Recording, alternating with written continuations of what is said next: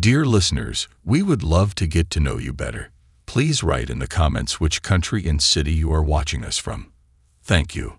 The most unpleasant thing is to live in ignorance. Is it really hard to admit that you are tired of marriage and no longer love a person? Instead, a person goes to deceit and commits stupid actions. My wife lost control of herself and got caught cheating. I had the opportunity to have some fun. My name is Craig Johnson. I have been married for 17 years to Carolyn, the woman I believed loved me completely. Turns out I was clueless. For the past 6 years, she has been having an affair with her boss, the owner of the real estate firm where she works. We have 3 children, a 16-year-old daughter, a 12-year-old son, and a beautiful little girl who just turned 2. I love them all dearly, except for my wife. By the way, I'm a detective sergeant. About 2 months ago, my youngest daughter had a fall at daycare, and my wife was unavailable to pick her up. So Daddy to the rescue. I sped there in my unmarked car with the lights flashing and rushed in to get her. She was sucking on a lollipop and sniffling. I checked her out, gave her a kiss, and ruffled her hair. The older kids hated that, but she loves it. I left her laughing and went to talk to the daycare manager. She informed me that Gidget had fallen and had a deep cut on her calf. They had called an ambulance, which was on its way. I sat with my daughter and soon had her laughing again. The EMTs arrived and recommended taking her to the emergency room for stitches. So I followed the ambulance to the hospital. I tried to contact my wife, but it went to voicemail. I sent a message and then used the locator app, as Lenny often misplaced her smartphone. The app showed she was at the Holiday Inn, just 7 miles away. I stayed with my daughter while she got her stitches. Once she was done, we signed the necessary forms, and I retrieved the folding infant seat from the trunk. I installed it in the back seat and secured her in. Then we went to find her mother. My stomach was starting to reject the hero sandwich I had eaten for lunch. I pulled into the Holiday Inn parking lot just in time to see Carolyn and her boss, Arthur Ashik, coming out of the lobby. They were walking hand in hand, and his left hand was on her back. They laughed and smiled at each other, and then she kissed him. It was exactly the kind of kiss she usually gives me. I don't know how to explain it exactly, but it is. I stopped the big Ford and adjusted the dashboard camera to watch them approach her Lincoln Aviator. She turned to him and kissed him passionately. It was a rather unexpected maneuver. At least she didn't do that to me. His hand was slipping. Yes, it was slipping by her stockings. The funny thing is that I asked her to wear stockings only when we were together. Then she reached into her pocket and pulled out her underwear, which I gave her for our anniversary. She smiled and handed them to him. It's over, I remember thinking. They laughed, kissed again, and then she got into her car and drove away. Suddenly, I saw the brake lights, and she screeched to a stop. Her car was standing still, and suddenly my phone rang. I looked at the number and the name. It was her. "Hi, Carolyn," I replied in an even tone. "What happened? Where are you?" she asked with fright. "I'm in the hospital. The baby is fine. Where are you?" "I couldn't reach you on the phone," I replied. "Oh, I'm in the office. I'm on my way to the hospital now," she lied to me. "Be careful on the road," I said, and hung up. I washed her car while she called twice more. I switched all calls to voicemail. She moved forward and almost crashed into a pickup truck jumping out into the street. I smirked as I headed home. I tapped my phone and called a friend who was a private investigator, telling him I needed to talk.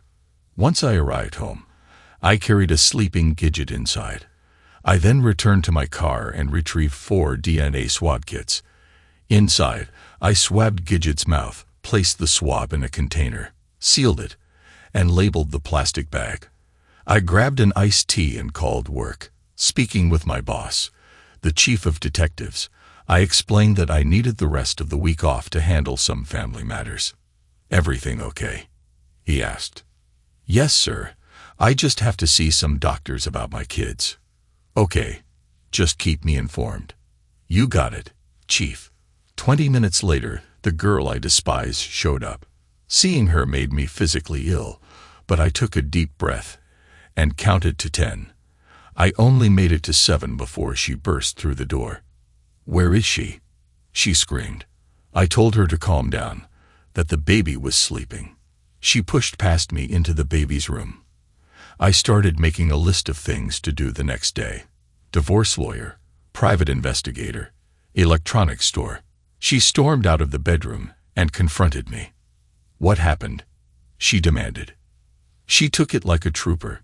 Just 4 stitches, and the doctor said they would leave little to no scar. "She's fine, Carolyn." "Why didn't they call me?" she yelled. "They tried, dear. They couldn't reach you." "I tried too. It went to voicemail." "So where were you, dear?"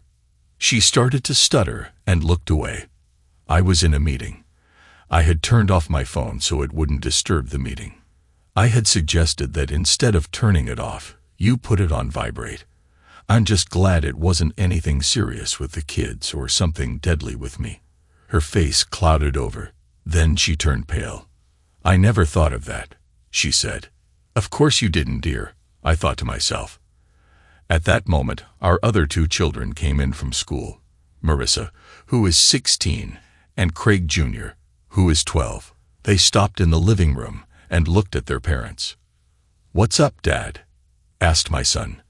My beautiful daughter fixed her mother with a cold stare but said to me, "Is everything okay, Pop?" "Yeah, your sister fell at daycare and cut herself. She had to get stitches at the emergency room. And I went with her. I watched my wife." She shivered. "Where were you, Mom?" Marissa asked. "I was at a meeting," she mumbled. Obviously, my daughter knew or suspected something.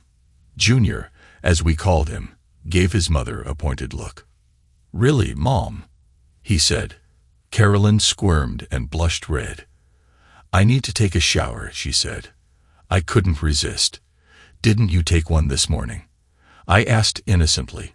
She stumbled and looked at me as if trying to make me spontaneously combust. "Get over it, Craig," she hissed. She turned and went upstairs. I turned to my kids and was surprised at their expressions. They were devastated and looked at me forlornly. "It will be okay, guys. Just a spat." "If you say so, Daddy," said Marissa. Junior just shook his head. "How about pizza?" I asked. I called and ordered pizza. 30 minutes later, 2 large pizzas arrived. 1 pepperoni, 1 mushroom. The kids dug in, even little Linny, and we waited for their mother. She showed up and turned up her nose. "You know I only like anchovies," she snarled. "So sue me," I said. She shot me a smoldering look and went to pour herself some wine. The kids were snickering and casting sidelong glances at their mother. She stormed out somewhere, and the kids and I talked about school and social events like dates and such. That night it felt like midnight at the South Pole, and I had to get another blanket. It had been a while since we had been intimate, like 3 months. It was only getting worse. The next day I consulted a lawyer to explore my options. She had no tolerance for cheaters, especially unfaithful wives, and had a soft spot for police officers. However, she informed me that we lived in a no-fault state, so regardless of the circumstances, I would be at a disadvantage unless my wife agreed to my terms. She advised me to collect any and all evidence available, and we would see what could be done. She mentioned that, in terms of alimony, I was in a relatively good position because my wife earned more than I did. Additionally, due to her age, my oldest daughter could choose which parent she wanted to live with. I then met with a private investigator and arranged for surveillance of my wife and her friend. He was a good friend and a former colleague, so the cost would be manageable, and I would obtain all the necessary evidence. Then I went to the electronics store and bought several wireless recorders and 3 video cameras. I went home and installed the cameras in the master bedroom, living room, and guest room. I planned to put one of the recorders in her car, one on a bookshelf in the living room, and one in the master bedroom. Later, I received a message from my spouse saying, She would be late coming home and asked me to take care of the kids until she arrived. I geared up, picked up Linny, and then returned home to start dinner. About 2 hours later, my 2 oldest kids came home, and we discussed dinner plans. Grilled chicken, mashed potatoes, and creamed spinach. How does that sound? I asked. Marissa said it sounded delicious. Junior looked at me, smirked a little, and asked, "What does Mom want?" I told him Mom could get her own dinner. Marissa and Junior exchanged glances, and then Marissa said, "Daddy, we need to talk." I assumed I was about to get scolded, so we moved to the kitchen and started preparing dinner. She began, "Dad, I think Mom is fooling around. She is disrespecting you, and she's never around when we need her." Marissa's right. Pop, I'm glad they inherited good looks and brains, no matter where they got them from. I stopped what I was doing and gathered them into a group hug. Their younger sister immediately joined in, shouting, "Me too, me too." I glanced at my children and confessed my love for them, emphasizing it even exceeded my self-love, a sentiment I often shared, though they usually found it cheesy. Yet I needed to express my concern about their mother's actions. "But remember, you're my children. We'll overcome this. I promise." Junior suggested, "Dad, maybe you should do a paternity test on us. It might help your case.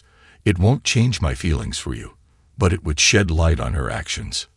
"Dad, Junior's right. I want to know too. Right now, I don't have much love for her." Their honesty stunned me, and I empathized with their hurt. "Okay, let's do it before she returns." I obtained cheek swabs, sealed them, and stowed them in my briefcase. The following day, I rushed the samples to an independent lab. It cost extra, but I needed closure fast. A week and a half later, the results arrived. None of the children were biologically mine. Despite my reluctance, I had to attend her company's 4th of July party at the owner's house. She was a top salesperson and needed my presence. Armed with evidence, tapes, photos, recordings, videos, receipts, and DNA results, I knew I had everything I needed against her and her lover. I just hadn't determined the best approach or timing. Either way, it felt like I was already defeated. So I went. She mentioned it wouldn't be a family gathering, so the kids weren't invited. Looking back, it turned out to be a good thing. We arrived a little past 11 a.m. and grabbed a couple of drinks, but for me, white wine for her. She wore a yellow sundress, no bra, espadrilles, and a shawl. She looked stunning. I stuck close to her, not exactly following her every move, but keeping an eye on her. Her friend found her and chatted her up for a while, whispering sweet nothings in her ear before returning to his host duties. He disappeared, and I immediately heightened my surveillance on Carolyn. She kept scanning the area, and after her 3rd glass of wine, she lost track of me. Alcohol didn't sit well with her, and she was dangerously close to being intoxicated. I observed as she grabbed one more glass of wine and slipped away to the far end of the expansive property where his house was situated. 2 of her colleagues tried to distract me, but I switched to Coca-Cola after drinking half of my bud. They were a little drunk, but I managed to follow her as she headed to the corner of the garden shed and disappeared behind it. Putting my Coke on the table, I took out my cell phone and turned on the video camera. Sneaking around the corner of the barn, I went unnoticed and headed for the gate at the back of the building. Looking around the corner, I noticed my wife. I was extremely lucky, if I may say so, because I witnessed my wife cheating on me. I won't go into details, but it looked terrible. But apparently, they both liked it. The only thing I realized is that what used to belong to me is no longer mine. I took a couple of pictures and headed in their direction. I reached for his ridiculous man bun, grabbed hold of it, and pulled him away from my wife. Spinning him around, I delivered a powerful right hook to his face, shattering his nose and fracturing his left cheekbone. In the process, I ended up injuring my hand. He slumped to the ground unconscious, while Carolyn collapsed beside the shed. Quickly, I retrieved my handcuffs and secured him to the fence post, reciting his rights as I did so. You are being arrested for molestation. You have the right to remain silent.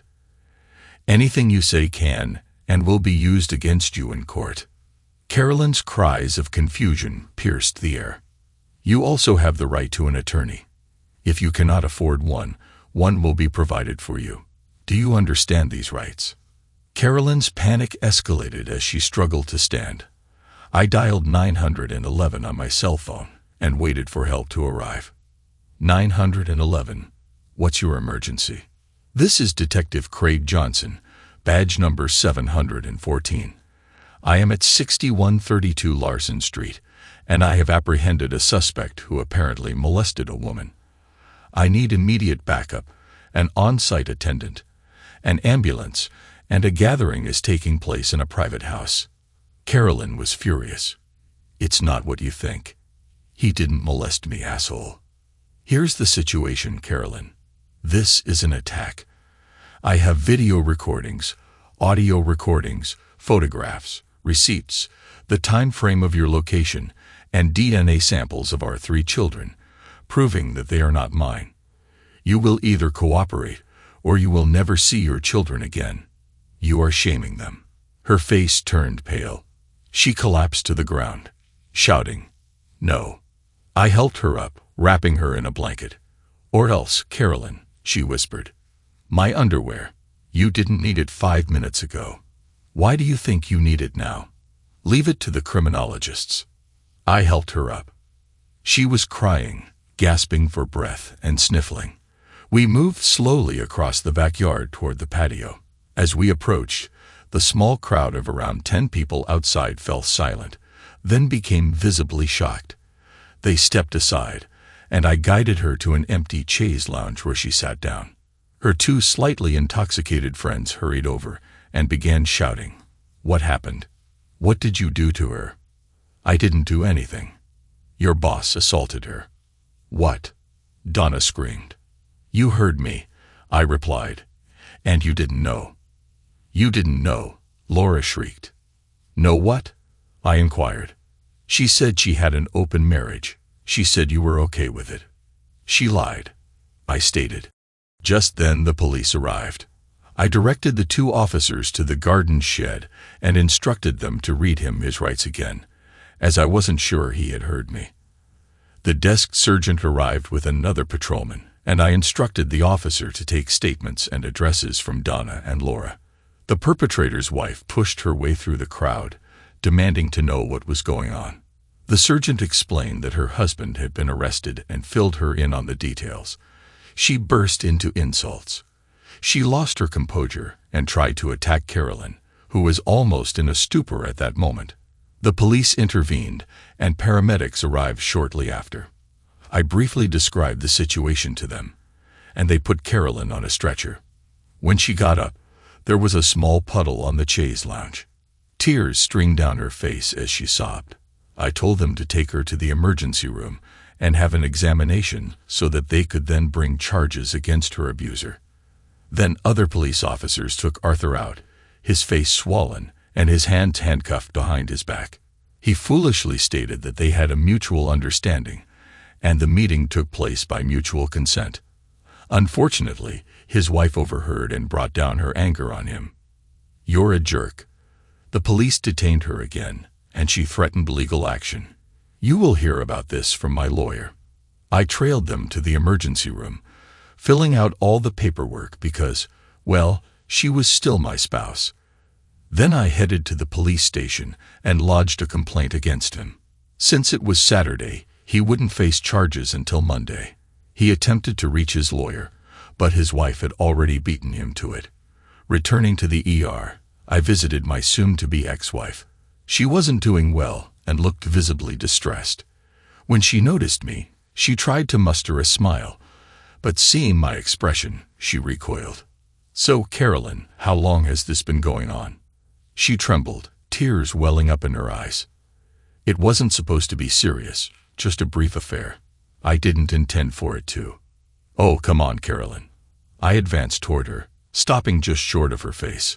"Gidget isn't mine, Junior isn't mine, and Marissa isn't mine. That's 17 years. We've been married for 17 years. Do the math, damn it. You're supposed to be one of the top salespersons. Why, Carolyn? Why? Her tears quickly turned into a smirk as she wiped her eyes. Because I can. You're the detective. Figure it out.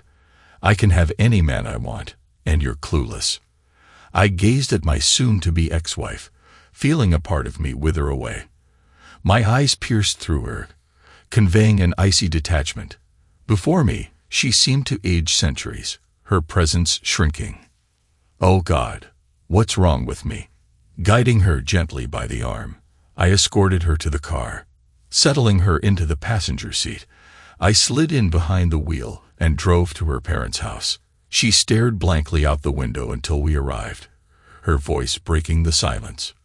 What are we doing here? I want to go home. People in hell want ice water, I retorted sharply.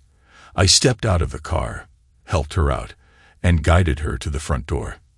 I pressed the doorbell, and when it opened, her father was there. Frank, I said, your daughter needs to stay here for a while. I'll return tomorrow to explain. She just left the emergency room. Please take care of her. He looked at me incredulously. I turned and walked away. I powered off my phone and headed home. Walking in, I found my kids staring at me. Where's Mom? She's with your grandparents. She'll be staying there for a bit. I briefed them on the situation, leaving out the gruesome details. After some tears and sniffles, they accepted it, understanding my actions but puzzled by hers. Welcome to the club, I thought. I collected the reports, tapes, photos, private investigators' reports, and receipts pertaining to her. I organized everything into 4 packages, excluding only the DNA results. After contacting the lawyer, I initiated the divorce proceedings and requested a restraining order citing the police report and molestation kit. I provided the DNA results to the lawyer separately, then drove to the home of the individual involved and spoke with his wife, Lorna. I apologized for the disturbance, and she sympathized with me regarding the situation. I handed her the packet of documents and advised her to utilize whatever she found helpful. She seemed hesitant, but thanked me nonetheless. I departed and headed home. On the way, I made a stop at my in-law's place, handing one of the packets to my soon-to-be ex-father-in-law. Your daughter is in a difficult situation. She needs professional help, I told him before leaving. Then I drove back home. The following day, we attended church and later went to Denny's for breakfast. I kept my phone turned off the entire day and night. Monday morning, I went to work and learned the arraignment schedule for the individual I disdain. I attended the court session and endured the proceedings. His attorney attempted to argue consensual intimacy and denied any molestation allegations. The statements of the 2 women from the party were presented. While the judge seemed skeptical, she dismissed the charges with prejudice, allowing for recharging if circumstances changed. When he noticed me, he smirked, but his expression quickly changed when he was served with legal papers on his way out, including a restraining order, courtesy of whoever his wife had hired. As I left, I couldn't help but smirk back. Not quite settled yet. When I arrived home, I brought along the molestation kit copies, the police report, and the DNA analysis from the kit. Can you guess who my daughter's biological father turned out to be? As I was speaking with my attorney on the phone, there was a knock at my front door. Only one person I know knocks instead of ringing the doorbell. True to form, it was my current brother-in-law. Anthony was Carolyn's elder brother, just 3 years older. He ran his own construction firm, and there were whispers about his ties to the mob. His son had some drug troubles a while back, and I used my influence, mostly legitimate, to help him out. After getting him into a program and getting clean, he's now in his 3rd year of seminary and doing well. It's safe to say I was his favorite uncle by marriage. So this visit likely wasn't just a social call. Tony brushed past me, greeted my kid who adored him, along with his wife Teresa and their 3 children. After freeing himself from their embraces, he turned to me and said, "Let's talk on the back porch." We stepped onto the back porch and he turned to me, asking, "What's happening?" "Carolyn is a wreck at Mom and Dad's furious." "Did she explain anything to you? You kicked her out." Then she got evasive and refused to talk. "That was right after Dad confronted her with the evidence you gave him." "What's going on? Did you see any of Dad's findings?" "He wouldn't allow it."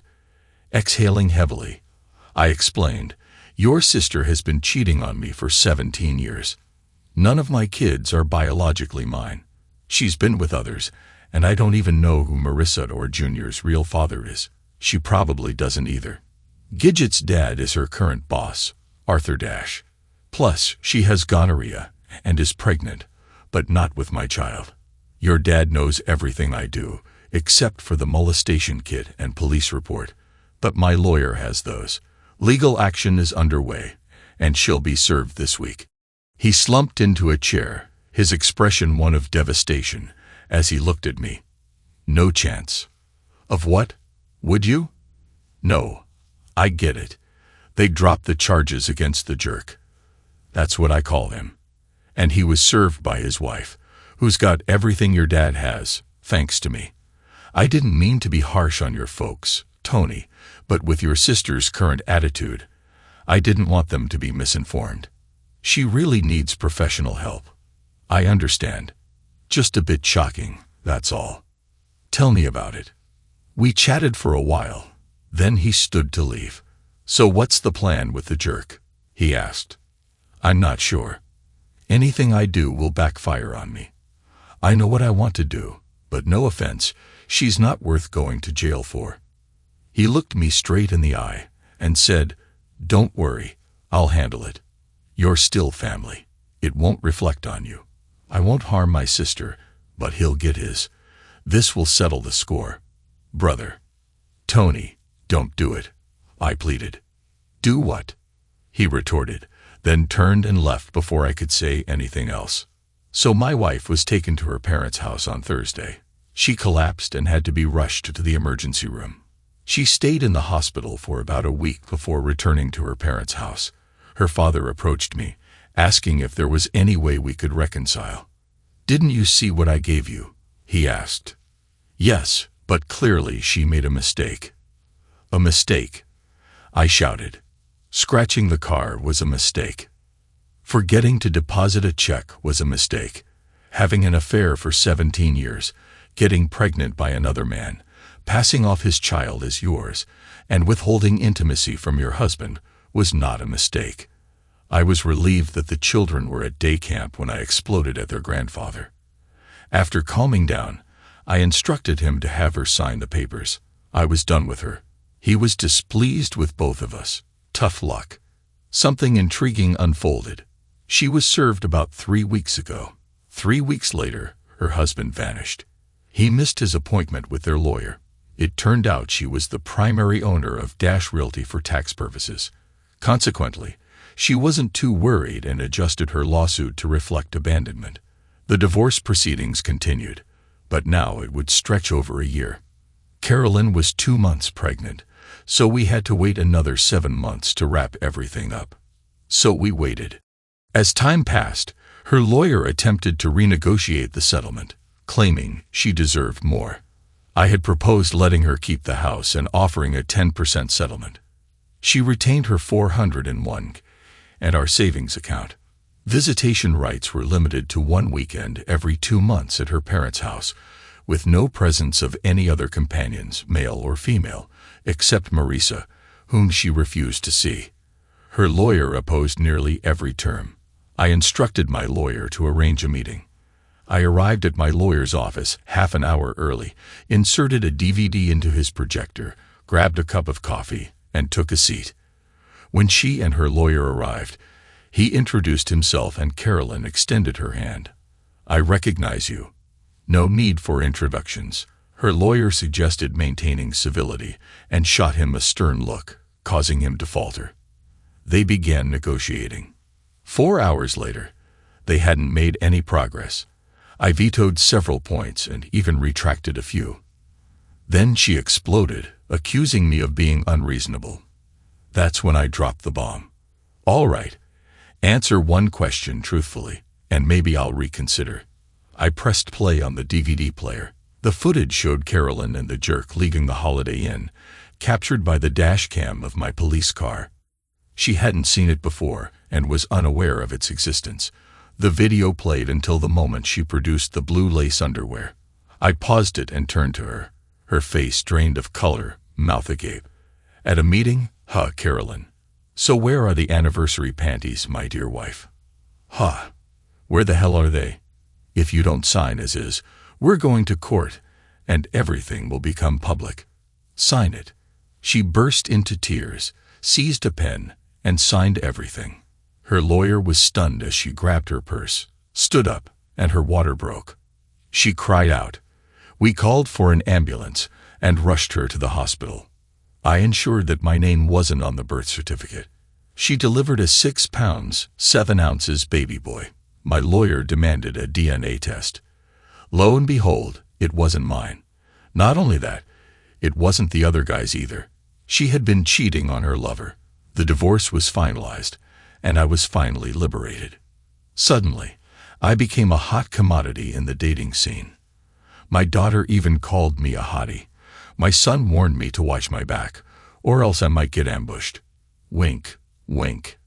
I visited my brother-in-law, and we shared a couple of beers. Eventually, I inquired about the other guy. Who? He responded, raising an eyebrow. Never mind, I replied. I went on some dates, but my heart wasn't in it. Approximately 2 years later, Tony and Teresa hosted a barbecue, extending invitations to everyone, even my ex-wife. While the kids kept their distance from her and the gentleman she arrived with, her young son proved to be quite charming, earning adoration from my daughters. Meanwhile, my 18-year-old daughter brought along her own companion who, in my opinion, passed muster, though I wouldn't dare admit it to her. The man accompanying my ex-wife couldn't seem to take his eyes off my daughter, a situation I observed but opted not to intervene in so as not to embarrass her. However, as he persistently approached her, I was on the verge of stepping in when her own male friend arrived. What's going on, sweetheart? He inquired. None of your business, buddy. We were in the middle of a conversation, she retorted. Oh, pardon me, he replied. I was just trying to protect you from getting hurt.